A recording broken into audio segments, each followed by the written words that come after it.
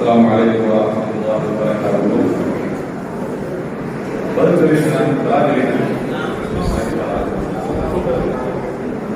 الحمد لله رب العالمين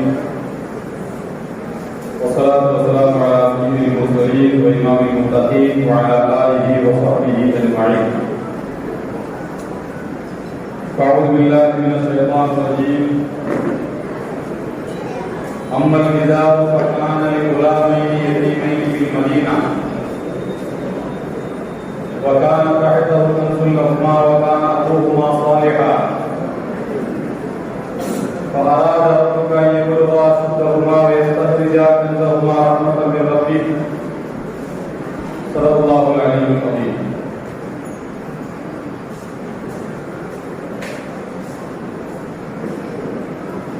حافظ فهيم ஹாஃபிதா ஹாஃபிதா ஆகியோருடைய பெற்றோர்களையும் அவர்களையும் பாராட்டுகின்ற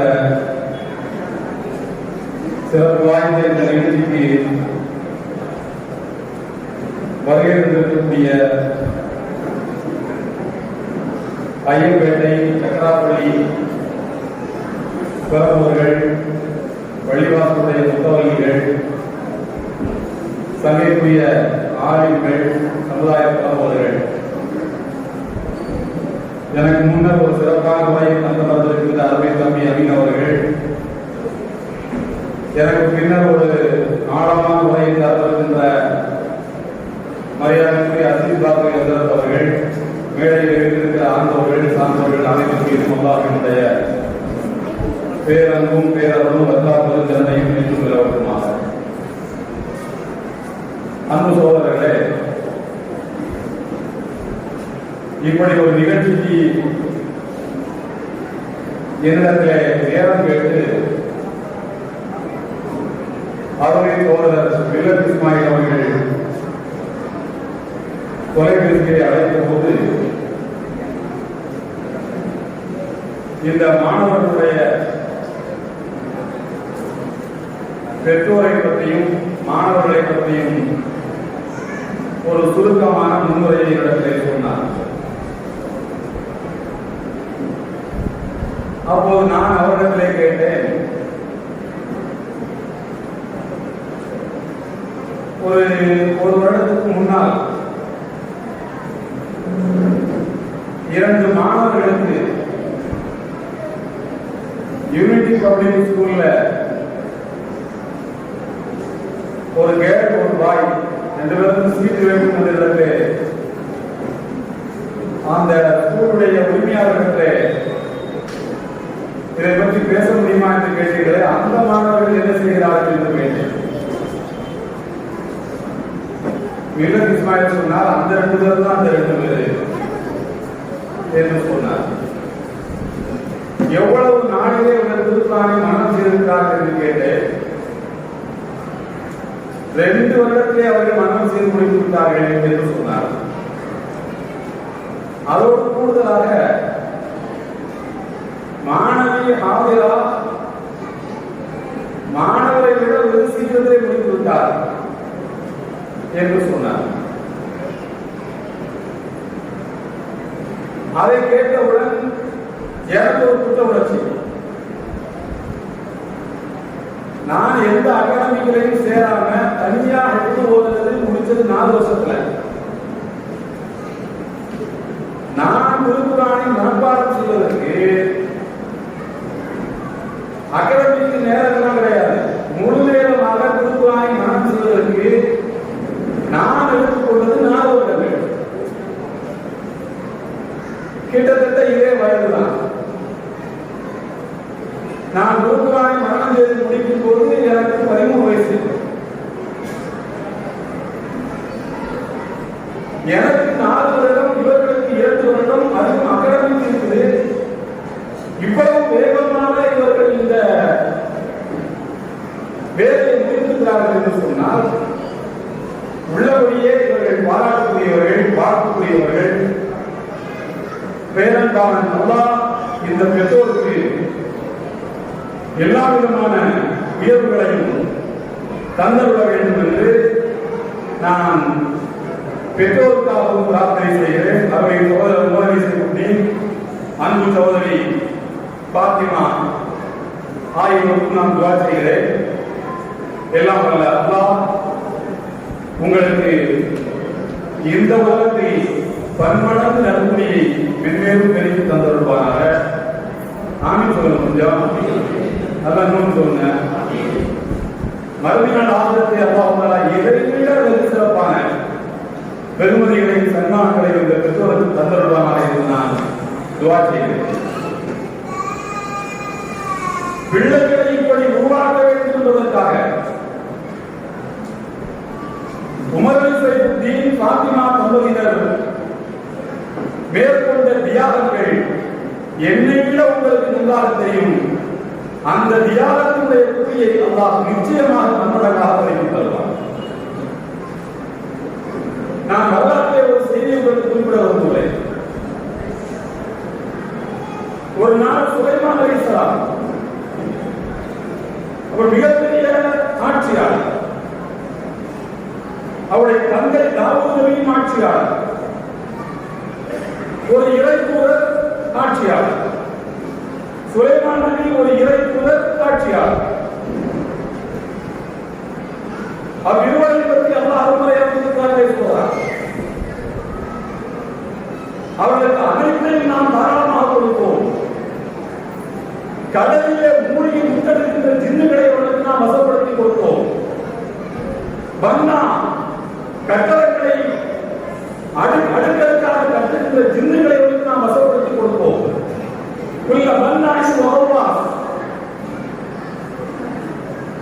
மிக பெரும் பொருட்களை கூட இடத்திலே இருந்து இன்னொரு இடத்துக்கு அநாயகமாக தூக்கி வருகின்ற ஆற்றல் மிக்க வலிமையான ஜின்னுகளை கொடுப்போம்.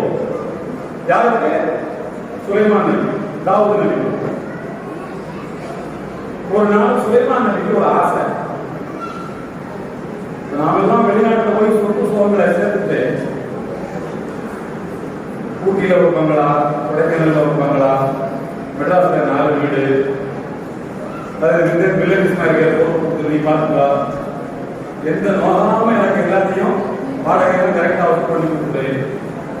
ஒரு 4 வருடத்துக்கு ஒரு முறை இந்த பத்திரங்கள்லாம் எடுத்து பார்க்கும்போது நம்ம நல்லா சம்பாதிக்க முடியுமோ அப்படி ஒன்றாக வைத்து பார்க்கிற ஒரு எண்ணம் எல்லாருக்குமே வரும். எங்களை போன்றவர்களுக்கு நாங்கள் வாங்கி வச்சிருக்கிற கிதாபுகள்லாம் அப்போ போய் பார்த்துக்குவோம். நம்ம நிறைய படிச்சிருக்கோம் உங்களுக்கு. அது ஒரு பெருமிதம், ஒரு சிறப்பு, உள்ளுக்குள்ளே ஒரு தன்னூக்கம் பெறுவதற்காக. அதுபோல சுலைமான் நபிக்கு ஒரு ஆசை. தன்னுடைய குதிரைப்படை,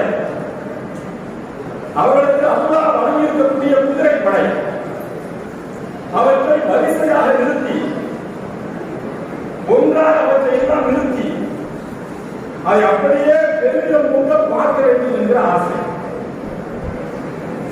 குதிரைப்படையினுடைய பொறுப்புதாரி உத்தரவிட்டார்கள். ஒரு நாள் குறித்து இந்த நாளில் நம்முடைய குதிரைப்படையில் இருக்கக்கூடிய எல்லா குதிரைகளும் அந்த குதிரை வீரர்களோடு குறிப்பிட்ட இடத்துக்கு வர வேண்டும் என்று கட்டளையிட்டார்கள்.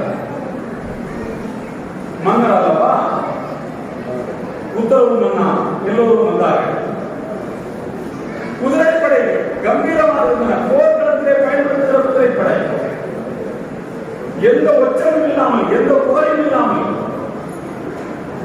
இருக்கின்ற குதிரைகள் அப்படியே இந்த ரகனை பிடித்து இழுத்தால் பாய்ந்து செல்கின்ற ஒரு வேகத்தோடு இருக்கக்கூடிய கம்பீரமான குதிரைகள், பார்க்கும் போதே எதிரி மிரளக்கூடிய அளவுக்கு எதிர்ப்பான குதிரைகள் வரிசையாக அவற்றை எல்லாம் நிறுத்தி வைத்து சுலைமான் நபி அப்படி பார்த்துக் கொண்டே வருகிறார்கள். அந்த அழகிலே, அந்த கம்பீரத்திலே நேரம் போவதே தெரியவில்லை. எவ்வளவு நேரம் ஆச்சு தெரியவில்லை. தொழுகை நேரம் வந்து விட்டது. இறைவனை வணங்குவதற்காக அவர்களுக்கு ஒதுக்கப்பட்ட நேரம் வந்து விட்டது. தொழுகை மட்டும் கவனம் செல்லவில்லை. இந்த அளவிலே மயங்கி அப்படியே நிற்கிறார்கள். அதன் பிறகு கடந்து போய்விட்டது.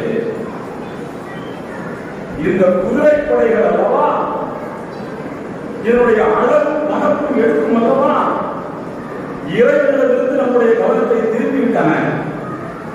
அல்லாஹ்வை நினைக்க விடாதபடி தொழுகையிலும் வந்தும் அதை பற்றிய கவனத்தை நாம் கொள்ள முடியாதபடி இந்த எடுப்பான கம்பீரமான குதிரைப்படை அல்லவா நம்மை தடுத்துவிட்டது என்று ஒரு இனம் குற்ற உணர்ச்சிக்கு ஆளாகிறார்கள்.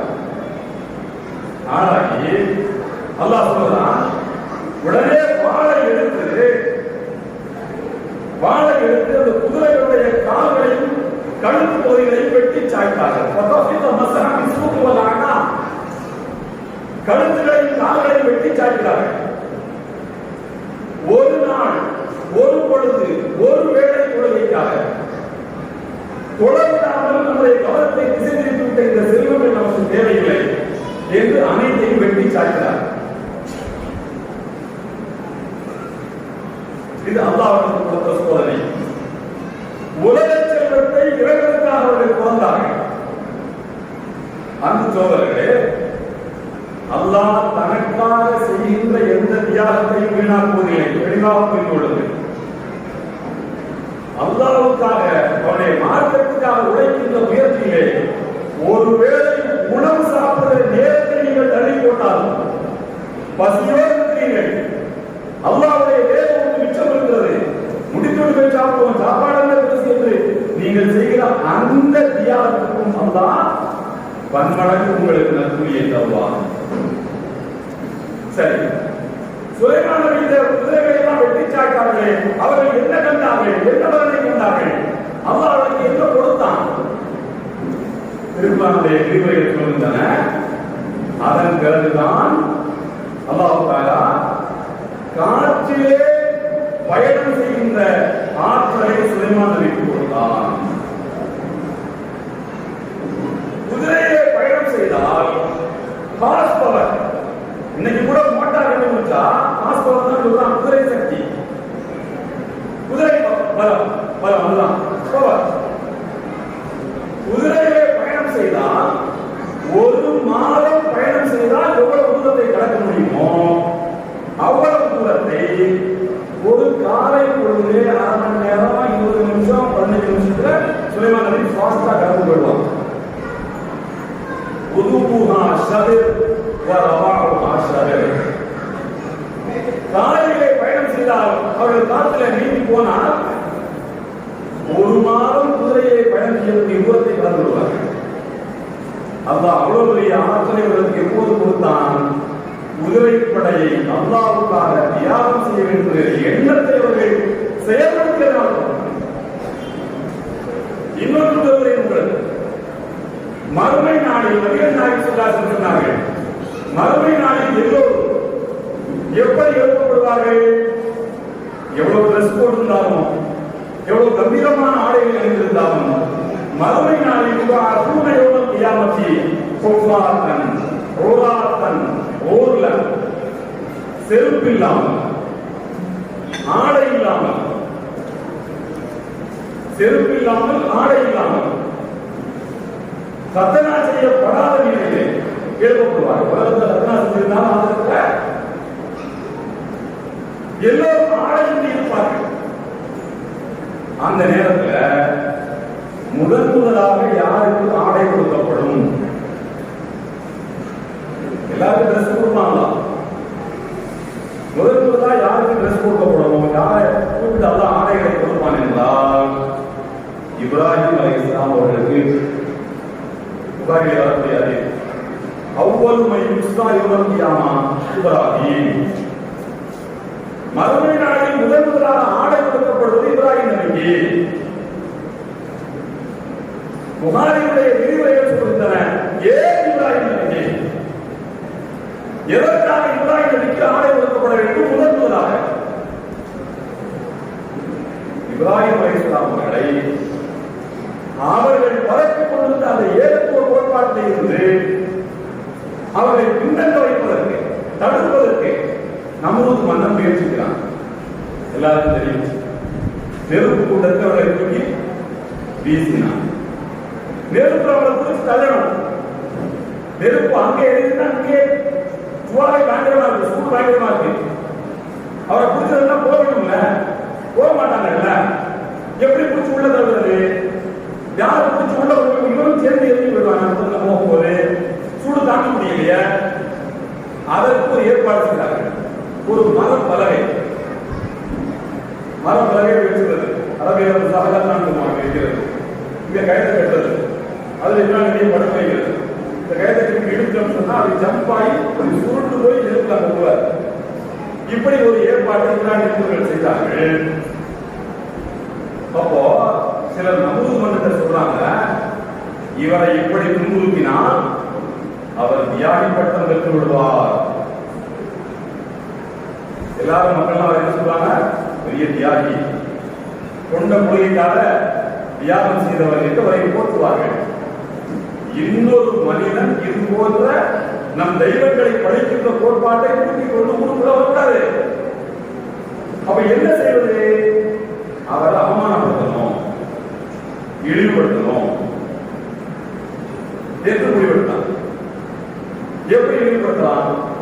இப்ராஹிம் அவர்கள் அவருடைய தகப்பனார் அந்த ஊரிலே தலைமை பூசாரி, மன்னனுக்கு பக்கத்தில் உட்கார்ந்து யோசனை சொல்லுகின்ற ஒரு தலைமை பூசாரி. அவர்கள் தான் தலைமகன். தந்தைக்கு பிறகு அந்த பெருமை இவர்களுக்கு தான் கிடைக்கணும். அனைத்தையும் தொடர்ந்து ஏகத்துவ கோட்பாட்டை பேசிக் கொண்டிருக்கிறார்கள். அவர்களை இழிவுபடுத்துவது எப்படி? சொந்த ஊர்ல ஆடைகளை கலந்து அம்மனமாக்கி படுக்க வைத்து திருப்பதிக்கு போட்டாங்க. பத்திரமாக வெளியில வந்தார்கள். அது வரலாறு நமக்கு தெரியும். இதை குறிப்பிட்டு சில நூற்றுக்கணக்கான மக்கள் முன்னால் இப்ராஹிம் நபியுடைய ஆடைகள் களையப்பட்டு அவர்கள் அவமானப்படுத்தப்பட்டார்கள். சில 100 பேர்களுக்கு முன்னால் 5000 ஆண்டுகளுக்கு முன்னால் உலகத்துடைய மக்கள் தொகையே 1 லட்சத்துக்கு தெரியாது. 5000 வருஷத்துக்கு முன்னால உலகத்துடைய மக்கள் தொகை எவ்வளவு சொல்லுங்க பாப்போம். சரியா? 1 லட்சம் தான் இருக்கலாம் மொத்தமே. உலக வரலாற்றிலேயே ஒரு மனிதனுடைய உரை, ஸ்பீச், ஒரு மனிதனுடைய மேடை பேச்சை, யாருடைய மேடை பேச்சை அதிகமான மக்கள் உட்கார்ந்து கேட்டிருக்கிறார்கள் என்று ஒரு ஆய்வு நடத்தினார்கள். எப்போ? 2012. 2010ஆம் ஆண்டில் எகிப்திலே நடந்த மக்கள் புரட்சி, அரபு வருஷம் என்று சொல்றார்கள். எகிப்திலே நடந்த மக்கள் புரட்சியிலே யூசுப் அல்லாஹ்வுடைய உரையை 20 லட்சம் பேர் ஒரு இடத்தில் உட்கார்ந்து கேட்டார்கள். எவ்வளவு? 2 மில்லியன். 20 லட்சம் பேர் கேட்டார்கள். அதுதான் உலகத்திலேயே ஒரு மனிதனுடைய உரையை அதிகமாக மக்கள் கூடி கேட்டது. சதவீத அடிப்படையில் பார்த்தால் 20 லட்சம் என்பது அதிகமாக தெரியலாம். ஆனால் 1400 ஆண்டுகளுக்கு முன்னர் 1,24,000 பேர் அரபா பெருவழியில் பெருமானுடைய உரையை உட்கார்ந்து கேட்டார்கள் என்றால் சதவீத அடிப்படையிலே இன்றைக்கு இருக்கின்ற 20 லட்சத்தை விட அது பல மடங்கு அதிகம்.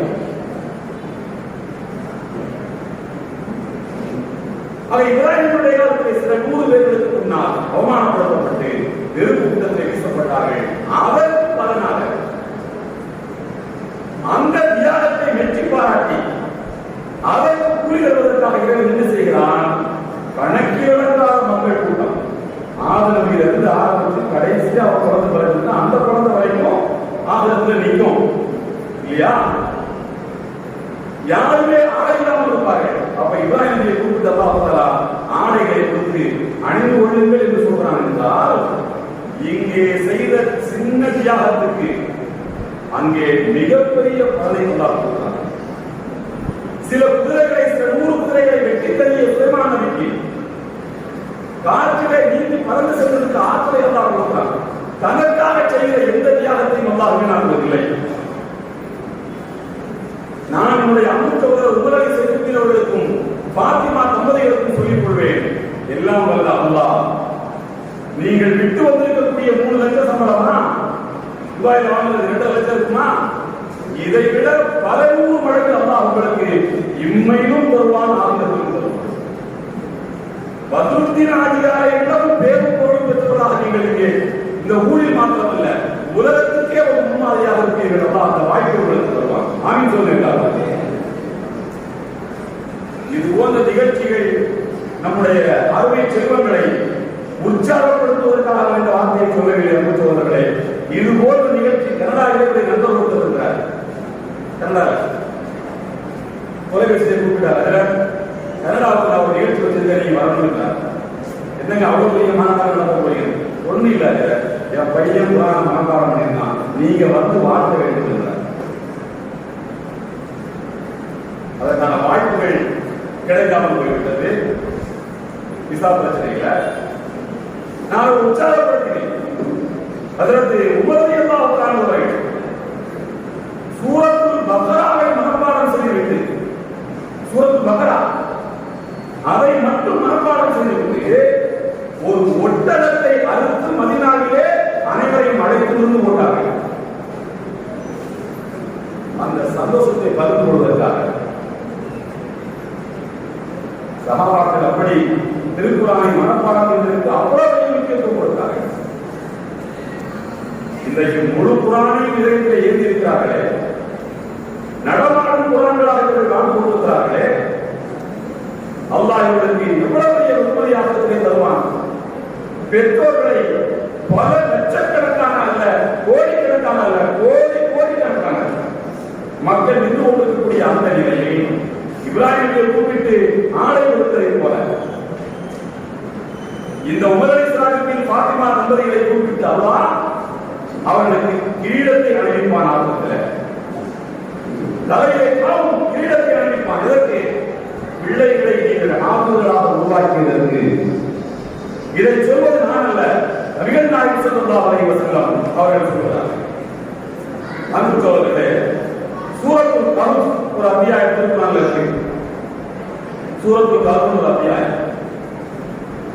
வெள்ளிக்கிழமை அதை ஓத வேண்டும். ஓதினால் தஜ்ஜால் தந்து பாதுகாப்பு கிடைக்கும் என்று நபிகள் நாயகம் சொல்லியிருக்கிறார்கள். நான் சொன்ன இந்த ஹதீஸை வழி சொல்ல அப்படின்றது பலகீனமானவர்களுக்கு இருந்தால் பாதுகாப்பு கிடைக்காம போட்டோம். அல்லாஹ் யாருக்குன்னா சொல்ல போறான், எங்களுக்கு பாதுகாப்பு கிடைக்கும் என்று நம்பி போதும் அல்லாஹ் வரணும். அவ்வளவுதான். ரொம்ப பெரிய விளக்கமா இருக்க தேவையில்லை. அதிலே ஹித்ர் அலைஹிஸ்ஸலாம் அவர்களுக்கும் மூசா நபிக்கும் இடையில் நடக்கிற ஒரு உரையாடல். சுருக்கமா சொல்றேன். ரெண்டு பேரும் ஒரு ஊருக்கு போறாங்க. அந்த காலத்துல எந்த ஊர்லயும் லாட்ஜி கிடையாது, தங்கிறதுக்கு இட வசதி கிடையாது, நல்ல சாப்பாடு சாப்பிட்றது ஹோட்டல் கிடையாது. அந்த ஊர் மக்கள் பல ஊர்களில் கிராமங்களில் பார்த்தீங்கன்னா இன்னைக்கு எது இருக்கும், அந்த சட்ட மரபுக்கு இருப்பாங்க பாத்தீங்களா. தஞ்சை பகுதியில் பார்த்தீங்கன்னா எல்லா பள்ளிவாசலுக்கும் ஒரு குளம் இருக்கும். நீர்நிலைகளை பாதுகாப்பு கூரை வசதியாக வைத்திருப்பதற்கு அந்த காலத்திலே புறாக்களுக்கு தீனி கொடுத்த ஒரு பழக்கத்தை நம்ம ஊரை வைத்திருக்கிறார்கள். அந்த விஷயம் அவங்களுக்கு தெரிஞ்சுக்கலாம். உங்க ஊரை பத்தி உங்களுக்கு நல்லா தெரிஞ்சுக்கணும். நான் சொல்றதை விடவும் நீங்களே நல்லா தெரிஞ்சுக்கிறீங்க. அதுபோல இந்த ஊருக்கு ஒரு கிராமத்துக்கு 2 பேரும் போறாங்க வழியில. அப்போ அந்த காலத்துல ஊர்களை கடந்து போனா அந்த ஊர் மக்கள் தான் புதிய நபர்களாக இருந்தால் பார்த்து கூப்பிட்டு வாங்க சொன்னாலையும் எங்க வீட்டுல நீங்க தங்கிக்கங்க, பல சத்திரத்தை தங்கிக்க, நாங்க சாப்பாடு கொண்டு தரோம் உபசரிப்பாங்க. அந்த ஊரை 2 பேரும் கடந்து போகும்போது தங்க வேண்டிய நிலை ஏற்படுது. அந்த ஊர் மக்கள் கூப்பிடவும் இல்லை, உபசரிக்கவும் இல்லை. 2 பேருக்கும் மன வருத்தம். பெரிய மனுஷன் கடந்து போறோம், ஒருத்தன் வாங்க மாட்டான், ஒருத்தன் உபசரிக்க மாட்டான், என்னன்னு கூட கேட்க மாட்டான் வருத்தம். இப்ப 2 பேரும் பேசி முடிவெடுத்து அவங்க கூட்டாட்டி நம்மளாவே கேட்போம், ஏதாவது சாப்பாடு நம்மளாவே கேட்போம், வாயிலிருந்து கேட்போம் என்று முடிவெடுக்கிறார்கள். 2 பேரும் கேட்டார்கள். அல்லாஹ் சொல்றான்,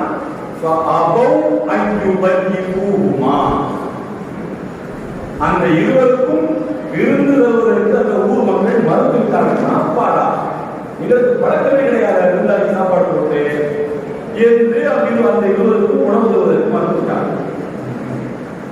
இது விஷயம் முடிஞ்சு 2 பேரும் ஒருத்தர் நடந்து போயிட்டு இருக்காங்க. ஒரு வீட்டு சுவர், பழங்கால சுவர் ஒன்று இடிந்து விழவா வேண்டாமா அப்படின்னு சரிஞ்ச மாதிரி நீங்க வீட்டு சுவர். உடனே பண்றாங்க, அந்த சுவர் அப்படி தூக்கி நிப்பாட்டி அதுக்கு சார்ந்து இருந்து மண்ணிலாம் குறைச்சி இந்த சோரை சரிப்படுத்தி ஏற்படுத்துகிறாங்க.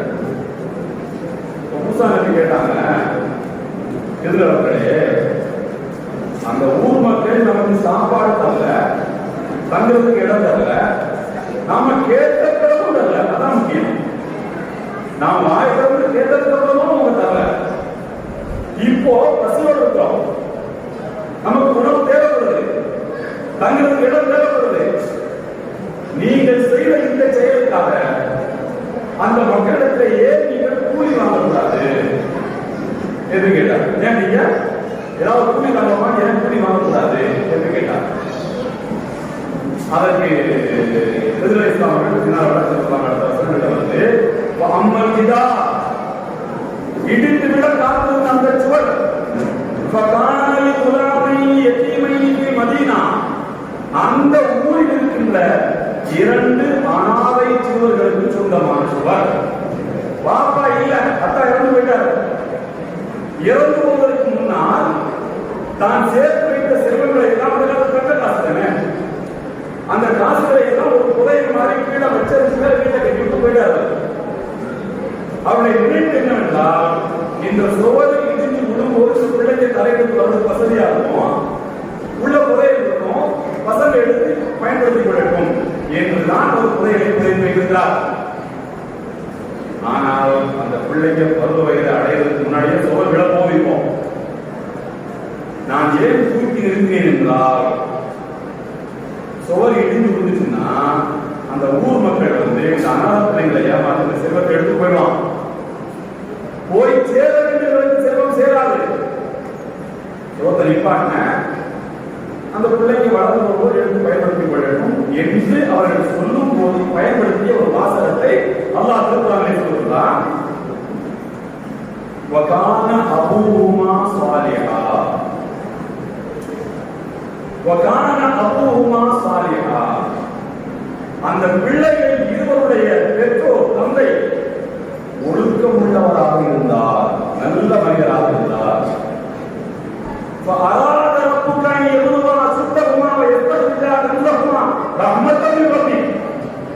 அல்லாஹ்வுடைய நாட்டம் என்னவென்றால், ஒரு சூரியன் உங்களுக்கு சுத்தமாக பெற்றோர் ஒழுக்கம் உள்ளவராக இருந்தார்.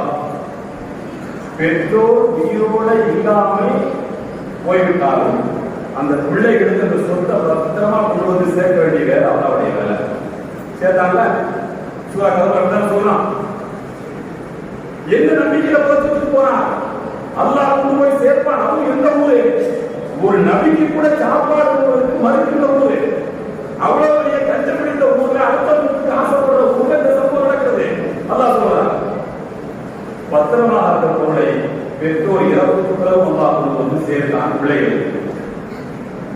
அதனால் பிள்ளைகளுக்கு சொத்து சேர்க்கிறேன். ஒரு தந்தையுடைய கடமை என்ன, நல்லா யோசனை பண்ணி பாருங்க. ஞாயிற்றுக்கிழமை ஆகிட்டா சினிமா கொடுத்துருவது, சனிக்கிழமைக்கு வந்து எல்லாமே ஊட்டி போறான். சனிக்கிழமைக்கு அதாவது பார்த்தா சனிக்கிழமை டிராபிக் அதிகமா இருக்கு, எங்க போறான் எங்க வரலாம் எதுவுமே தெரியல. தேர்தல் பயிற்சியை முடிச்சு அடையலாம், தேர்தல் தரல, வீடுகளையே தேர்தலாக மாற்றிவிட்டாங்க. ஒரு தந்தையின் கடமை ஒரு பிள்ளைகளை மாற்றப்பட்டுள்ளவர்களாக ஆக்குவது. இதயத்திலே திருக்குர்ஆன் இருந்தால் ஒரு காலம் அவர்கள் வெளியே வர மாட்டார்கள். நபிகள் நாயகம் ரொம்ப அருமையாக சொல்கிறார்கள், ஒரு தந்தை தன்னுடைய பிள்ளைக்கு கொடுக்கின்ற மிகப்பெரிய அர்ப்பணிப்பு ஒழுக்கத்தை கற்றுக் கொடுப்போம், வேற எதுவுமே கிடையாது. சொந்த வீடு வேணும். ஒருத்தர் கேட்கலாம், 40 வயசுல சொந்த வீடு இல்லாத மனுஷனாங்க, 40 வயசுல சொந்த வீடு கிடையாது. நான் என்ன கேட்கிறேன்டா, 15 வயசுல உனக்கு எல்லா கடமைகளையும் எல்லாம் சொல்லிட்டான். நீ 16வது வயதிலேயே உன்னுடைய அமல்கள் மூலமாக சொர்க்கத்திலே ஒரு பங்களா சேர்த்தியா, சொர்க்கத்துல பங்களா சேர்த்தியா? 60 வயசு 80 வயசு ஆனாலும் சொர்க்கத்துல ஒரு பங்களாவும் இல்லை. உலகத்துல 1000 பங்களா இருக்கு, என்ன பண்ண? உலகத்துடைய காசுகள் என்ன செய்யும்? சங்கத்துக்கு ஓனர் சென்னையில திருவள்ளத்தின் போட்டுல போறாரு, போனாரா இல்லையா? சங்கத்துக்கு ஓனர் அடையாள உலகத்துல பங்களாவுக்கு போய் பாருங்க, போட்டு போறதுல சென்னையில திருவள்ளத்துக்கு போட்ட போறாரு பணியனோட. பாருங்க, இந்த பணம் என்ன செஞ்சவரை காப்பாற்றியதா? இஸ்ராயல் உயிர் வரும்போது பணத்தை லஞ்சம் கொடுத்து தப்பிக்க முடியுமா? உலகத்தில் எதுக்கெல்லாம் லஞ்சம் கொடுக்கலாம். இன்னைக்கு தான் பேப்பர்ல பார்த்தேன், கவர்மெண்ட் ஹாஸ்பிட்டல்ல குழந்தை பிறந்தாலும் லஞ்சம் கொடுக்கணும். அந்த லஞ்சத்திலையும் அவங்களுக்கு ஒரு நாணயத்தை பாருங்க. கவர்மெண்ட் ஹாஸ்பிட்டல்ல இருக்கக்கூடிய இந்த சுத்தம் பண்ணிலாம் பண்ணிருப்பாங்க இல்லையா, கிளீனர்ஸ், என்ன சொல்றது, போட்டியா ஆயா, அவங்கெல்லாம் ரொம்ப இறக்கம் உள்ளவங்க.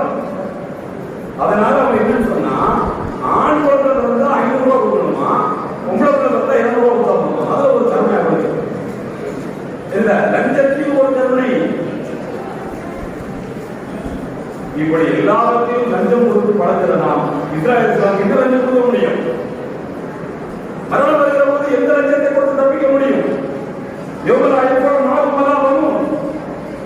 எந்த செல்வம் அங்கே செல்வடையாது, அவருக்கு தாராளமாக வேலை செய்யாது, இவை பின்னால் வேலை செய்யாது, எந்த பணமும் வேலை செய்யாத ஒரு ஆதரத்திலே எதை கொண்டு தப்பிக்க போகிறோம்? இந்த செல்வங்களை காட்டினால் யாரெல்லாம் என் பிள்ளையை நீப்பார், உனக்காக உலக வாழ்க்கை தியாகம் செய்து உன் மார்க்கத்தை பாதுகாக்க, உன் குரானை பாதுகாக்க, வேதத்தை பாதுகாக்க என் பிள்ளைகளை அர்ப்பணித்தேன். இந்த செல்வங்களுக்காக எனக்கு ஒரு மறுநாள் ஒரு பங்களாவை கொடுத்து கேட்டால் அப்போது அல்லாஹ்வுடைய பதில் என்ன தெரியுமா? நபிகள் நாயகம் ஸல்லல்லாஹு அலைஹி வஸல்லம் குர்ஆன் ஒரு மனிதனுக்காக அல்லாஹ்விடம் பரிந்து பேசும். யா அல்லாஹ், எனக்காக நேரத்தை ஒதுக்கினான், இவனுடைய பாவங்களை மன்னிப்பாயாக என்று அல்லாஹ்விடத்தில் குர்ஆன் பரிந்து பேசும் நபிகள் நாயகம் ஸல்லல்லாஹு அலைஹி வஸல்லம் அவர்கள் சொல்றார். எனவே அன்பு சகோதரர்களே, இந்த பெற்றோரை வாழ்த்துங்கள், இந்த பிள்ளைகளை வாழ்த்துங்கள். வாழ்த்துங்கள் என்பது மாத்திரமல்ல, அவர்களுக்காக நிறைய துஆ செய்யுங்கள், நிறைய ஹாதிராக்கள், நிறைய பகிர்வுகள், ஐயப்பேட்டையை மாத்திரமல்ல, தீனுல் இஸ்லாத்தை நிலைநாட்ட வேண்டும் என்று இருந்த எல்லா ஊர்களிலும் தோன்ற வேண்டும். எல்லா ஊர்களிலும் அதான் பெரிய சொத்து. குழந்தைகளின் ஒழுக்கம் தான் பெரிய சொத்து. ஆகியத்துக்காக உழைக்கின்ற உழைப்பு பெரிய சொத்து. இந்த உலகத்திலே கண்ணுக்கு தெரிகின்ற செல்வங்கள் எல்லாம் நம்மை காப்பாற்றுமா என்று சொல்ல முடியாது.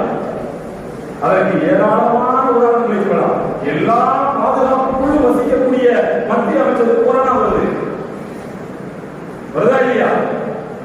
எல்லா பாதுகாப்புகளுக்கும் உள்ளே இருக்கக்கூடிய இந்திரா காந்தி தான் ஷூட் பண்ணி போனான்.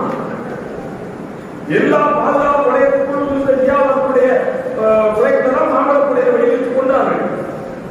மரணம் எங்கிருந்து வேண்டுமானாலும் எப்போது வேண்டுமானாலும் மார்க்கத்துக்காக உழைப்பதிலே ஒரு சுகம் இருக்கிறது.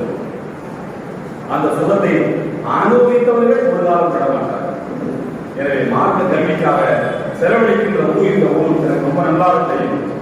நம்முடைய அசீஸ் பாத்திரிகையோடு நான் உரையாடி கொண்டு வருகின்ற போது சொன்னார், மார்க்கத்துக்காக செலவு செய்ய வேண்டும் என்கிற எண்ணம் உள்ள மக்கள் இந்த ஊரில் இருக்கிறார்கள். இந்த மார்க்கத்தை நிலைநாட்ட எவ்வளவு பெரிய பணிகளை கொடுத்தாலும் அதை நிறைவேற்றுகின்ற பொட்டன்சியல், அதற்கான வலிமை பொருளாதார பலம் இந்த ஊரில் இருக்கிறது. அல்லாஹ் தந்திருக்கிறான். அதை மார்க்கத்துக்காக செலவு செய்யுங்கள். ஆகிரத்திலே அல்லாஹ் உங்களை ஒருபோதும் கைவிட மாட்டார். உலகத்தை பேருங்கள், அதை வைத்து ஆகிரத்தை அடைவதற்கான உலகத்தை தேடுங்கள். சுலைமான் நபியை போல, இப்ராஹிம் நபியை போல, நபி போலர்களை போல, அதற்கு அப்துல் அவர்களை போல பெருமானாரின் பெயரை சொன்னால் அள்ளி தருபவர். உஸ்மான் அலைஹிஸ்ஸலாம் பற்றி நாவலில பாடுவாங்க. ரசூலுல்லாஹ்வுடைய பெயரை சொல்லிட்டா ரசூலுல்லாஹ் அனுப்புனாங்க, உங்களை பார்த்து வர சொன்னாங்கன்னு சொன்னா இருக்கிறதெல்லாம் அள்ளி கொடுத்துருவார். அந்த கெப்பாசிட்டி அவங்கள்ட்ட இருந்தது.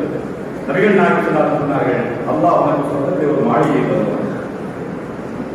சொர்க்கத்திலே மாளிகையை பெறுவதுதான் நம்முடைய இறுதி லட்சியம். அதற்காக உலகத்தின் செல்வங்கள் அதற்காக தேவைப்படுமானால் அதற்கும் அல்லாஹ் நன்மையை தருகிறார் என்ற இந்த உணர்வை உங்களுக்கு மறுபடியும் நினைவூட்டுகிறேன். அவ்வளவுதான். நிறைய நீங்கள் பயன்படுத்துகிறீர்கள், எல்லாம் உங்களுக்கு தெரிஞ்ச விஷயம் பார்க்கலாம். ஒரு நினைவூட்டல் கொஞ்சம் காஞ்சி போயிருக்கும். இந்த தண்ணி எல்லாம் குடிச்சு அதை நினைவுபடுத்துவதுதான் இந்த உரையுடைய நோக்கமே என்று சொல்வது அல்ல. ஆகையினால் இந்த பெற்றோர் பாராட்டக்கூடியவர்கள், வாழ்க்கக்கூடியவர்கள், துவா தரக்கூடியவர்கள். இந்த நாள் மலக்குமார்கள் உங்களுக்காக துவாக்களை செய்து கொண்டிருக்கக்கூடிய நாள், அல்லாஹ் மிகவும் மகிழ்ச்சி அடையக்கூடிய நாள். அல்லாஹ்வுக்காக தியாகம் செய்யக்கூடிய தியாகத்தை அல்லாஹ் பன்மடங்கு கூலியாக என்று கூறி சிறப்பு வாய்ந்த நிகழ்ச்சிக்கு ஏற்பாடு செய்திருக்கக்கூடிய நம்முடைய வலுவுதாரிகளுடைய குடும்பத்தினர்கள் குறிப்பாக சகோதரர் வெள்ளத் இஸ்மாயில் அவர்களுக்கும் அவருடைய குடும்பத்தினர்கள் அனைவருக்கும் உலகமாக நன்றியை தெரிவித்துக் கொண்டு நிறைவு செய்கிறேன். வாழ்த்துக்காக